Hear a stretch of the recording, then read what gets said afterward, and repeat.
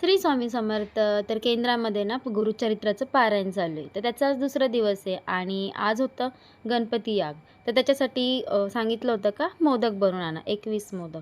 तर तेच सकाळी-सकाळी मी मोदक बनवायला घेतले होते. मस्त अशी अंघोळ वगैरे केली, देवपूजा केली आणि पटकन सकाळी लवकर जायचं होतं केंद्रामध्ये. अर्शुप्रणीतचा डबा पण बनवायचा होता. छान असे मोदक वगैरे बनवून घेतले आणि 21च मोदक सांगितले होते त्यांनी, पण मी जरा जास्त बनवले.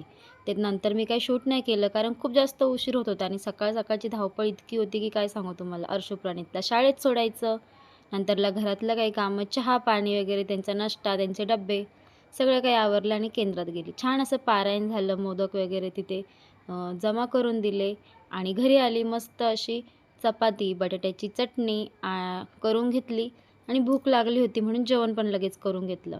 आणि सगळं काम माझं पडलेलं होतं बरं का. मी सकाळी बाकीचे कामं सगळे तसेच ठेवले आणि केंद्रात गेली होती.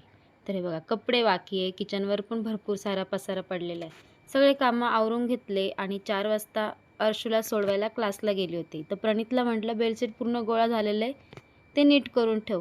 तर प्रणितनी असा काही जुगाड केला ना, मी कधी विचार पण नव्हते करू शकत, का हा असं कधी बेडशीट आथरेल म्हणून. खरंच आपणच मुलांना शिकवतो असं काही नाही. मुलांकडून पण आपल्याला भरपूर अशा गोष्टी शिकायला भेटतात. तर बघा किती छान असं टाकलं आहे त्यांनी. छान असं बेडशीट टाकून घेतले आणि आथरले पण. गादी पण जेव्हा त्यांनी सोफ्यावर टाकले ना, एकदम व्यवस्थित बसली होती बरं का. तर चला, जास्त काही नाही. व्हिडिओ आवडला असेल तर नक्की लाईक, शेअर, सबस्क्राईब करा. आणि उद्या चंडी याग आहे केंद्रामध्ये. बघू जमलं तर नक्कीच तुम्हाला दाखवेल. काही गोष्टी शूट करेल आणि तुमच्यासोबत शेअर करेल. चला भेटूया नेक्स्ट व्हिडिओमध्ये. तोपर्यंत बाय बाय.